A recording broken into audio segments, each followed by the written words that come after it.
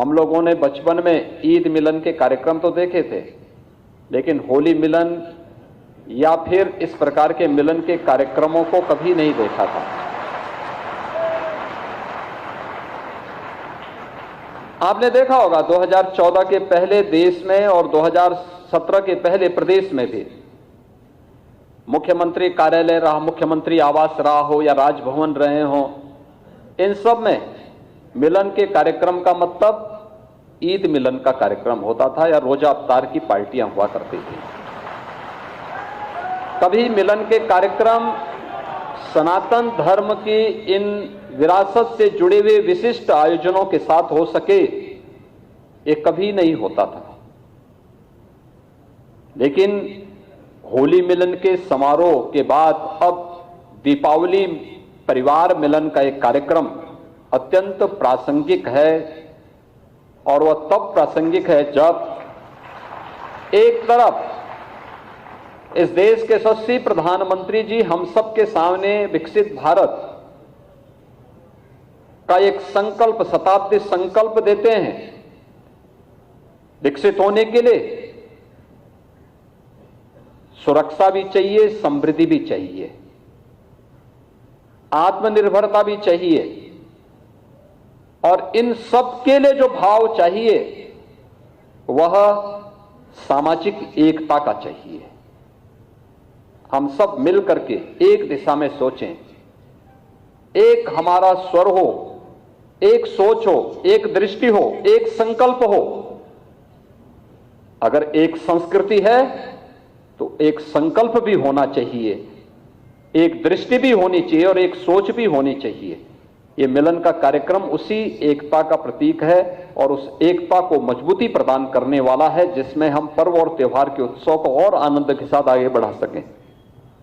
आप देखते होंगे अब अयोध्या का दीपोत्सव का कार्यक्रम एक आयोजन बन गया है। लाखों की संख्या में दीप जलते हैं। उस समय लोग मुझसे पूछते थे इससे क्या होगा, ये दीप से क्या हो जाएगा। हमने कहा ये दीप सनातन धर्म का संकल्प है, चिंता मत करिए, इस दीप के साथ जो भी संकल्प आप लेंगे वो पूरा होगा। कहा कैसे पूरा होगा। अच्छा, मुझे इस बात का भय रहता था कि हम लोग जाएंगे तो वहां पे सारे लोग फिर एक मांग करेंगे कि मंदिर कब बनेगा, यही प्रश्न करेंगे। और मुझे याद था हमने पूज्य संतों से भी इस बारे में कहा पहले से ही कि भाई आप लोग ये मांग मत करना। इसके लिए हुआ कि वे भाषण ही ना कराओ इन लोगों का, तो बाद में ये हुआ कि नहीं, पूज्य संतों का सम्मान होना चाहिए, कार्यक्रम होगा। लेकिन जब भाषण हम लोग करने के लिए खड़े हुए तो सामने से यही आवाज आती थी कि योगी जी एक काम करो, मंदिर का निर्माण करो। तो हम लोग हर बार कुछ ना कुछ नया करते थे। जैसे एक बार हुआ कि भाई चलो गुलामी का प्रतीक फैजाबाद नामकरण है, इसका नाम अयोध्या कर दो।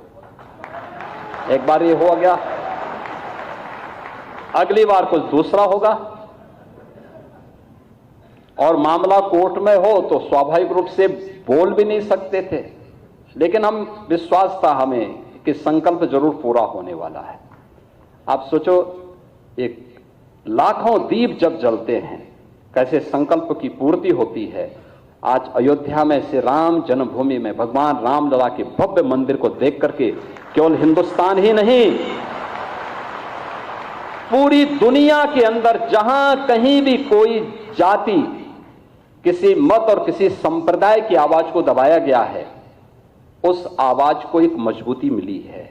लोगों के मन में एक उत्साह पैदा हुआ है कि सत्संकल्प होना चाहिए। हमारा संकल्प एकजुट होकर के बोलेगा, एक साथ होकर के सोचेगा, उसको पूरा होने में कोई देर नहीं लगेगी।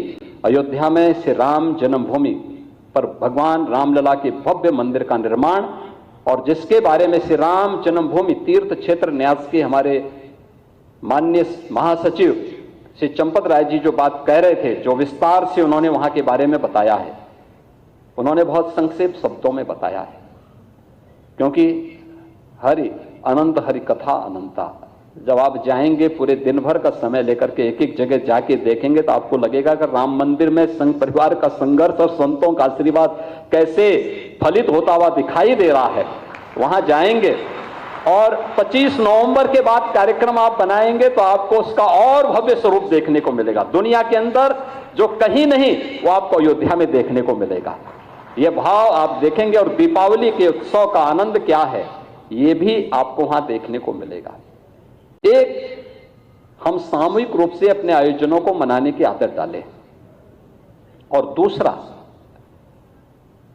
हमारा प्रयास होना चाहिए जो प्रधानमंत्री जी बार बार कहते हैं, स्वदेशी वस्तुओं को खरीदने की आदत और वही किसी को दान में देना या घर के लिए भी इस्तेमाल करने की आदत।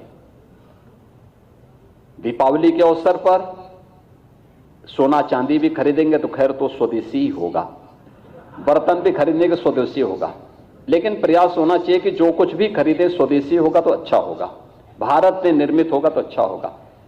क्योंकि धनतेरस पे माननीय रक्षा मंत्री जी भी आए हैं, स्वदेशी मिसाइल भी भारत की सेना को भी कल देने जा रहे हैं। तो जब भारत के रक्षा मंत्री स्वदेशी मिसाइल दे रहे हैं तो आप भी अपने घर के लिए स्वदेशी सामान ही खरीदना।